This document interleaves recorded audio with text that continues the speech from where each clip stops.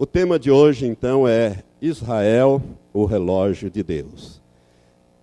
Amados, Deus, o texto básico que nós vamos ler é Mateus 24, 32 a 36. Jesus ele está falando aqui no capítulo 24 sobre o sermão profético, o princípio das dores. Ele fala sobre a grande tribulação, e quando ele vai falando ali sobre a vinda do Filho do Homem, né, os sinais, então são todos sinais que nós vamos examinar quando nós examinarmos os sinais da segunda vinda de Cristo. Mas ele diz no versículo 32, aprendei, pois, da figueira sua parábola, ou seu ensino. Quando já o seu ramo se torna tenro e brota folhas, sabeis que está próximo o verão. Igualmente, quando virdes todas estas coisas, sabei que ele, isto é, Jesus, está próximo, mesmo às portas. Em verdade vos digo que não passará esta geração sem que todas estas coisas se cumpram. Passará o céu e a terra, mas as minhas palavras jamais passarão.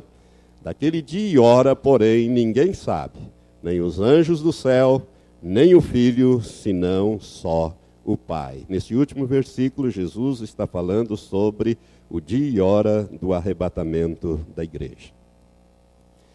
Irmãos, eu fiz esses estudos em 1986 na igreja, a primeira vez, nós fizemos em 1986, não eram todos esses temas. Depois fizemos em 92, também era um número menor de temas.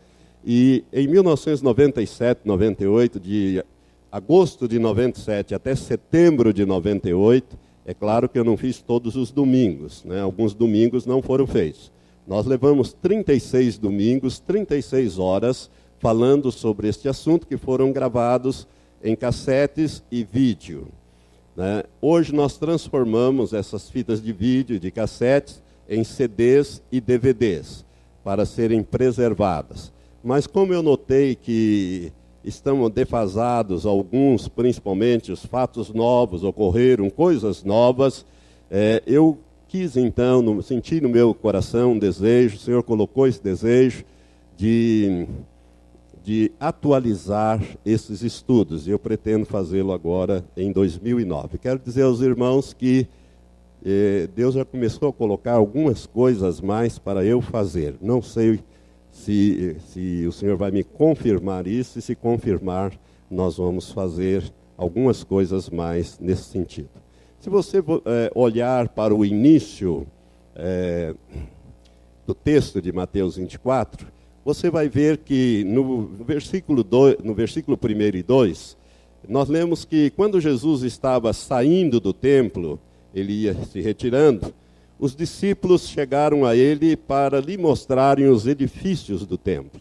Esse é o segundo templo. O primeiro templo foi destruído pelos babilônios no ano 586 a.C. O primeiro templo, o templo de Salomão, que Salomão construiu para Deus, ele foi destruído.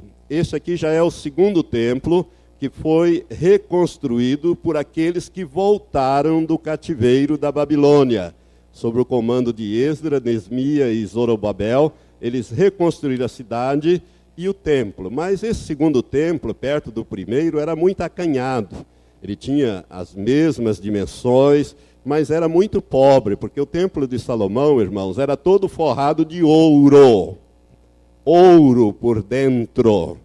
Ele tinha ouro e os vasos eram todos de ouro, as peças, tudo de ouro, né? Por fora ele era esplendoroso, né? Era ouro, ouro e mais ouro, que tinha ali ouro, prata nem se contava, né? Então cobre então nem se mencionava, de tanto que tinha. Então esse segundo templo, eles tinham voltado do cativeiro, era um povo pobre, eles construíram o que puderam. Herodes, o Grande, né, que não era judeu, mas governava sobre os judeus, ele era edomeu. Para agradar os judeus, ele tinha um gênio extraordinário para a construção. Herodes o Grande, o que ele fez? Ele embelezou o templo e ampliou o templo com vários edifícios esses que os discípulos foram mostrar para Jesus. E quando eles estavam ali, mostrando esses edifícios, Jesus fez ali, no meu entender, uma estupenda afirmação profética. Jesus disse aos seus discípulos: vocês estão olhando para tudo isso? Veja tudo isso. Em verdade vos digo que aqui não se deixará pedra sobre pedra que não seja derribada.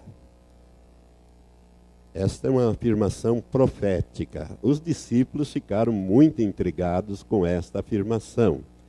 E quando eles chegaram lá no Monte das Oliveiras, diz o versículo 3, e estando eles sentados no Monte das Oliveiras, chegaram a ele os seus discípulos em particular, dizendo: declara-nos quando serão essas coisas, e que sinal haverá da tua vinda e do fim do mundo. Eles fizeram uma pergunta tríplice, ou seja, Senhor, diga-nos quando é que não vai se deixar pedra em cima de pedra aqui?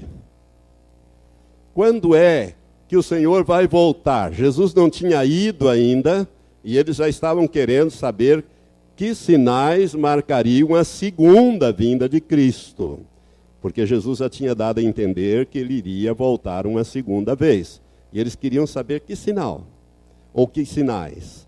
E eles fizeram uma terceira pergunta: que sinal haverá do fim do mundo?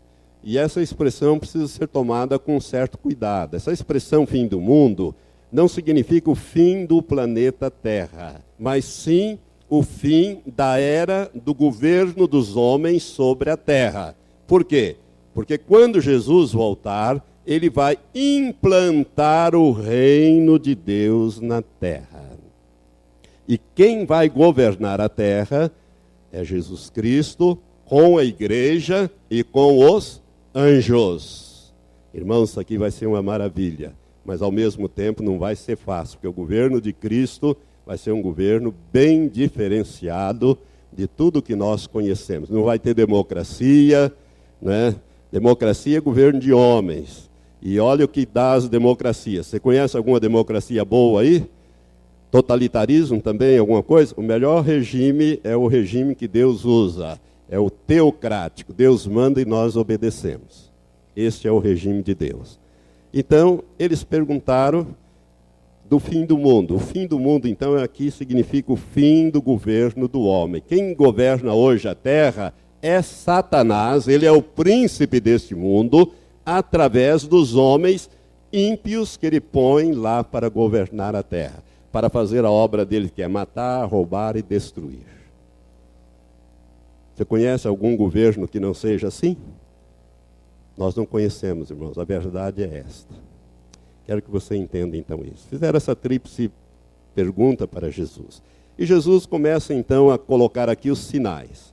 E desses sinais, eu destaquei o versículo 31 em diante, que é o texto básico que nós estamos usando, quando Jesus fala do sinal da figueira. A figueira, irmãos, ela é um símbolo de Israel. Israel é, na Bíblia, a figueira. Se você olhar para Jeremias, o capítulo 24, depois você pode ler todo o capítulo 24 de Jeremias, você vai ver que Deus, ele mostra numa visão a Jeremias 2 cestos de figos. Um cesto de figos bons, aliás, Deus usa a expressão muito bons para comer, e um outro cesto de figos muito ruins, que não servia para nada. E ele diz que esses cestos são os filhos de Israel, é o povo. Então, entre os filhos de Israel, tem gente muito boa aos olhos de Deus e muito ruim aos olhos de Deus. Então, se você olhar para outros textos, como Amós, Miqueias, fala que a figueira simboliza Israel. Assim como a videira simboliza a igreja. Você já viu isso na Bíblia. João capítulo 15, Jesus diz: eu sou a videira verdadeira, meu pai é o lavrador ou viticultor, e vós sois as varas. Toda vara em mim que não dá fruto, o pai corta, e toda vara em mim que dá fruto, ele a limpa, para que dê mais fruto. Sempre no singular, porque se refere ao fruto do Espírito Santo em nós. A palavra em João 15 não é parábola, é doutrina pura. Jesus apenas usa como figura de linguagem a videira.